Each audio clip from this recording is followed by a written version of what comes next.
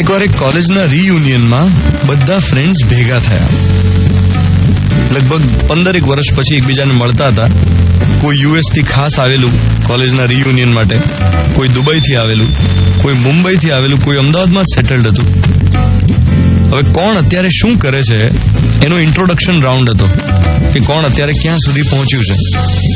રીયુનિયનમાં તો કેવું હોય કે એટલા બધા વર્ષો પછી બધા મળતા હોય ને એટલે બહુ આશ્ચર્ય થાય કે અરે વર્ષો પહેલા તું કેવો દેખાતો હતો અને હવે કેવો થઈ ગયો છું. અને એના પછીની બીજી વાત જે નીકળે કે શું કરે છે લાઈફમાં, અત્યારે શું ચાલે.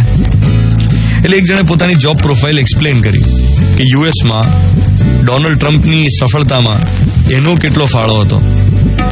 એ એડમિનિસ્ટ્રેશનમાં કામ કરતો હતો ત્યાં. કોઈ સીએ હતું, કોઈ દુબઈમાં બિઝનેસ કરતું હતું, કોઈની પાસે હવે 5 ગાડીઓ હતી, બિઝનેસ એક્સપેન્ડ થયેલો હતો. હવે થયું એવું કે રીતેશ એ તો અમદાવાદમાં જ હતો અને સીધી સાદી જોબ કરતો હતો. અને રીતેશ છે ને જે પણ ફ્રેન્ડને મળે આ રીયુનિયનમાં એને એક વાક્ય જરૂર કહેતો હતો કે તું યાર ખરો આગળ નીકળી ગયો, અમે તો અહીં રહી ગયા. બોલ, આ રહી ગયા વાળી ફિલિંગ એ રીયુનિયન પત્યા પછી રીતેશ ઘરે લઈને પણ ગયો. એ નિરાશ હતો. બીજા બધા આગળ હતા એના કરતા, દરેક વાતે આગળ હતા.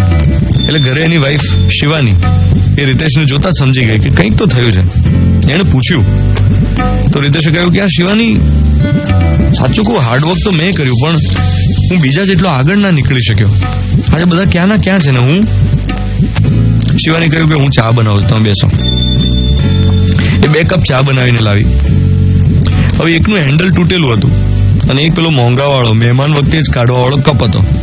બંને ચા પીધી. શિવાને કહ્યું કે જો આ બેમાંથી સારો કપ કયો છે. રીતેશે કહ્યું કે જે તારા હાથમાં છે એ.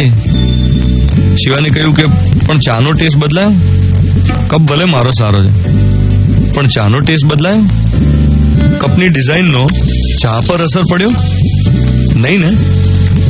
લાઈફમાં કપ એ સમૃદ્ધિ છે પણ ચા એ હેપીનેસ છે.